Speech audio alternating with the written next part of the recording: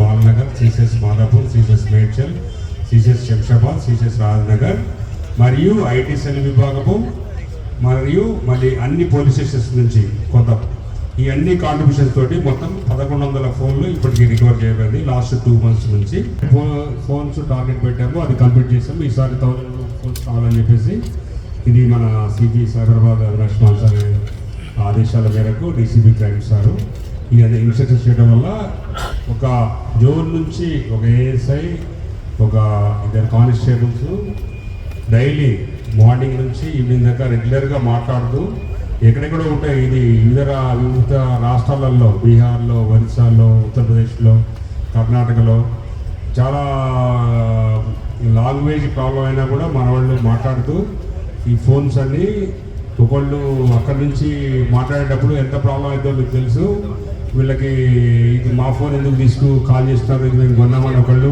ఇది ప్రతిష్టాత్మకంగా సైబరాబాద్ కమిషనరేట్లో ప్రతిష్టాత్మకంగా తీసుకొని ఎవ్రీ షిప్కి పెంచుకుంటూ ఇప్పుడు మొత్తం 1000 ఫోన్స్ టార్గెట్ పెట్టుకొని 1100 చేసాము.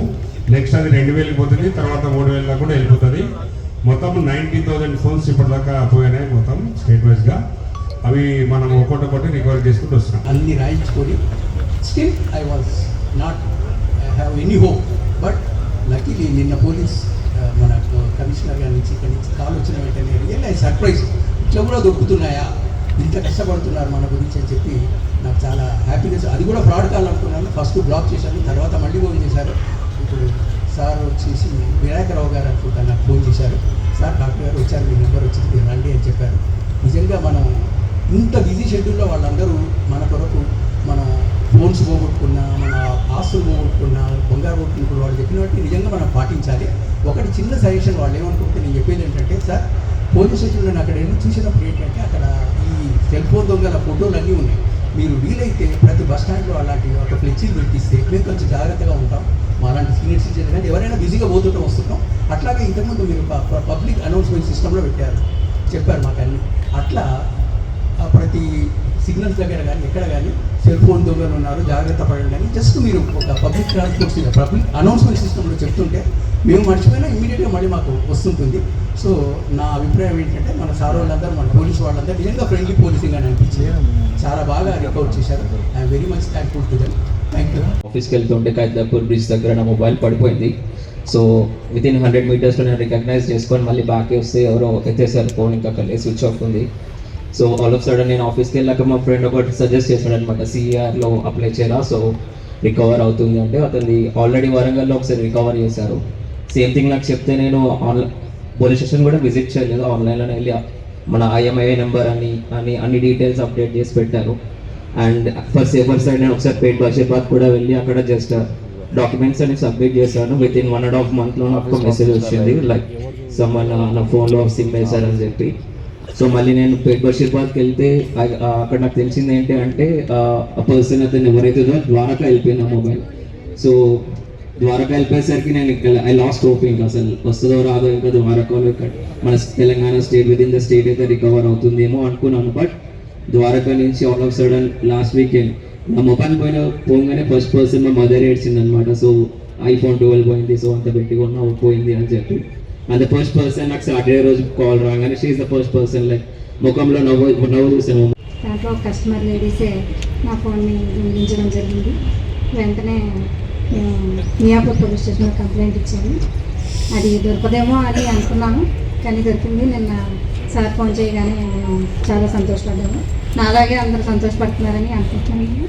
ఇలాగే మంచి మంచివి జరగాలని పోలీస్ వారిని ఎంకరేజ్ చేస్తూ సిపి గారి ఆదేశాల మేరకు మా క్రైమ్స్ విభాగం నాకు రైట్ సైడ్లో కూర్చున్న శశాంక్ రెడ్డి ఏసీపీ గారు, కళింగరావు ఏసీపీ గారు, అదేవిధంగా 5 జోన్స్ ఉన్నాయి మనకు. మాదాపూర్ జోన్లో ఒక పోలీస్ స్టేషన్ అంటే క్రైమ్స్ విభాగానికి సంబంధించి, అదేవిధంగా రాజేందర్ నగర్, శంషాబాద్, అదేవిధంగా బాలానగర్ అండ్ మేడ్చల్, ఈ 5 పోలీస్ స్టేషన్లకు సంబంధించినటువంటి ఇన్స్పెక్టర్స్, వాళ్ళ సిబ్బంది, అదేవిధంగా మనకు ఐటీ ఇన్స్పెక్టర్ ఆంజనేయులు వాళ్ళ సిబ్బంది, క్యాట్ ఇన్స్పెక్టరు, అదేవిధంగా CCRB, వీళ్ళందరి సహకారంతో దాదాపు 1.5 నెలల టైం తీసుకున్నాం. మీ అందరికి తెలుసు, ఫోన్ దొరికినా ఆయన ఎంత సంతోషంగా ఉండదు. ఏ సొమ్ము దొరికినా, బంగారం దొరికినా, డబ్బులు దొరికినా, ఫోన్ దొరికినోడికి చాలా హ్యాపీ, పోయిన వాళ్ళకు చాలా బాధ. ఆ ఫోన్ అనేది వివిధ సందర్భాల్లో ఇచ్చినటువంటి కొనుక్కున్నటువంటిది. ఒక ఆమె చెప్పినారు ఈఎంఐ కట్టుకోలేక, ఒక అతను చెప్పినారు ఎంతో కష్టపడి కొనుక్కోలేక, ఒక అతను చెప్పినాడు వాళ్ళ బిడ్డకు గిఫ్ట్ ఇచ్చినాడు. అవి బర్త్డే గిఫ్ట్ ఉండొచ్చు, లేదా వాళ్ళ మదర్ కొనిచ్చినటువంటి ఫస్ట్ గిఫ్ట్ ఉండొచ్చు, శాలరీ నుంచి కొనుక్కున్నటువంటి గిఫ్ట్ అది ఉండొచ్చు. వివిధ సందర్భాల్లో ఫోన్ అనేది ఈరోజు మనకు చాలా ఎమోషనల్గా కనెక్ట్ అయింది.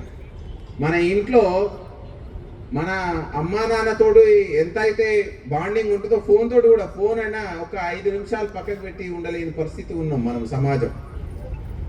మరి ఇలాంటి ఫోన్లు మీరు పోగొట్టుకున్న తర్వాత ఇది నేరస్తుల చేతిలోకి వెళ్తే, ఎస్పెషల్లీ సైబర్ నేరగాల చేతిలోకి వెళ్తే, అందులో ఉన్నటువంటి మీ డబ్బులు మాయమైపోతాయి, అందులో ఉన్నటువంటి మీ యొక్క విలువైనటువంటి సమాచారం లీక్ అయిపోతుంది. దీని మూలంగా మరిన్ని చిక్కుల్లో పడడానికి అవకాశం ఉంటుంది. నా యొక్క విజ్ఞప్తి ఏంటంటే, క్రైమ్స్ విభాగం నుంచి మీరందరూ ఇక్కడి నుంచి వెళ్ళిన తర్వాత మీ కాలనీలో కానీ, మీ యొక్క లొకాలిటీలో కానీ ప్రతి ఒక్కరికి చెప్పండి. ఎవరైనా మొబైల్ ఫోన్ పోయిందనంటే పోలీస్ స్టేషన్ దాకా వెళ్ళాల్సినటువంటి అవసరం లేదు. ఒకవేళ మీకు దగ్గరలో ఉంటే వెళ్ళండి, లేదా మీరు సొంతంగా కూడా CIR పోర్టల్లో నమోదు చేసుకొని మీ ఫోన్ మీరు బ్లాక్ చేయించుకోవచ్చు. బ్లాక్ చేయించుకున్న తర్వాత